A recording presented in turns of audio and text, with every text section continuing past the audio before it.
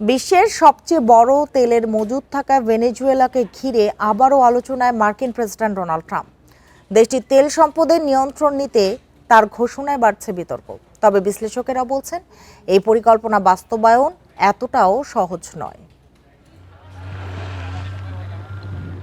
বিশ্বের মোট তেল মজুদের প্রায় 20% রয়েছে ভেনেজুয়েলায়, যার পরিমাণ প্রায় 303 বিলিয়ন ব্যারেল।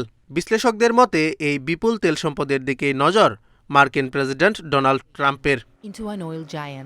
মার্কিন সেনাবাহিনীর হাতে আটকের আগেই তেল সম্পদের জন্য যুক্তরাষ্ট্র ভেনেজুয়েলায় হামলা চালাতে চায় বলে অভিযোগ তুলেছিলেন প্রেসিডেন্ট নিকোলা মাদুরো। ট্রাম্পের শনিবারের সংবাদ সম্মেলন সেই অভিযোগকে অনেকটাই সত্য প্রমাণ করেছে। সে সময় ট্রাম্প জানান, যুক্তরাষ্ট্র ভেনেজুয়েলার শাসন পরিচালনার পাশাপাশি মার্কিন তেল কোম্পানিগুলো দেশটিতে কোটি কোটি ডলার বিনিয়োগ করবে।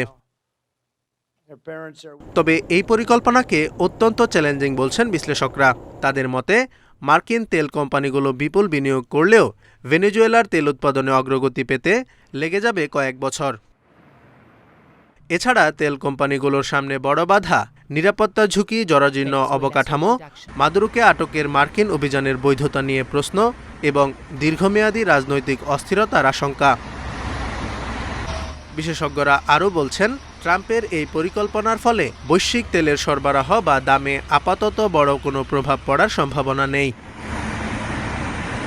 এদিকে বর্তমানে ভেনেজুয়েলায় একমাত্র মার্কিন তেল কোম্পানি হিসেবে শেভরন সীমিত পরিসরে কাজ করছে। তারা দেশটির মোট তেল উৎপাদনের প্রায় 1/5 উত্তোলন করছে। তবে বিপুল তেল মজুদের কারণে ভবিষ্যতে অনেক কোম্পানি ভেনেজুয়েলায় ফিরতে আগ্রহী হলেও তা সহসায় বাস্তবায়ন হচ্ছে না বলেই মত বিশ্লেষকদের। Zobayer Hossain, Independent news.